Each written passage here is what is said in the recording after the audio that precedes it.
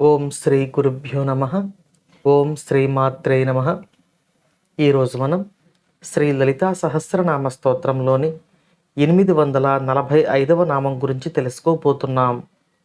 ఈ నామం అమ్మవారిని శాస్త్రసార అని కీర్తిస్తుంది. ఈ నామానికి మంత్రస్వరూపం శ్రీ శాస్త్రసారాయై నమః. మనం ఇంతకుముందు నామంలో అమ్మవారిని ఛందస్సార అంటే సరస్వతి స్వరూపంలోని శ్రీ లలితా పరమేశ్వరిగా కీర్తించుకున్నాం. ఇక ఈ నామంలో అమ్మవారిని శాస్త్రసార అని కీర్తించుకుంటున్నాం. ఈ నామానికి అర్థాన్ని ఇప్పుడు మనం తెలియచేసుకుందాం. శాస్త్రము అంటే శాసించున్నది అని అర్థం. మనకు అమ్మవారు ఇచ్చిన ఆదేశాలు మహర్షుల ద్వారా మనకు అందించబడ్డాయి. ఈ శాస్త్రములలోని విషయములు మనం తప్పక పాటించవలసి ఉంటుంది. అమ్మవారి ఆదేశంగా ఎటువంటి ఫలితాన్ని ఆశించకుండా ఈ ఆదేశాలను పాటిస్తే అమ్మవారి పాద పద్మములనే ఇవి చేరుస్తాయి. అలా కాకుండా పుణ్యాన్ని ఆశించి చేస్తే ఉత్తమమైన జన్మలు కలుగుతాయి.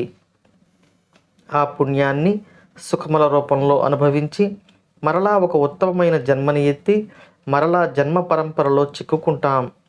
అలా కాకుండా ఈ శాసనాలను పాటించకపోతే పాపము అనే కర్మబంధంలోకి చిక్కుకుని ఆ పాపాన్ని అనుభవించడానికి ఎన్నో కష్టాలు అనుభవించి నీచ జన్మములలోనికి జారిపోయి అనేక కోటాను కోట్ల జన్మలు ఆ ఫలితాన్ని అనుభవించవలసి ఉంటుంది. ఇక ఈ శాస్త్రములు 2 రకాలు. మొదటివి అపౌరుషేయములు, రెండవవి పౌరుషేయములు.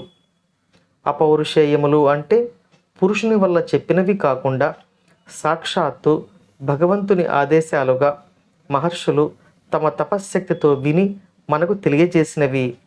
ఇవి 4. ఇందులో మొదటిది ఋగ్వేదం, రెండవది యజుర్వేదం, మూడవది సామవేదం, 4వది అథర్వణ వేదం. వీటిని మనం చతుర్వేదాలు అని అంటున్నాం. ఈ చతుర్వేదాలు అపౌరుషేయములు.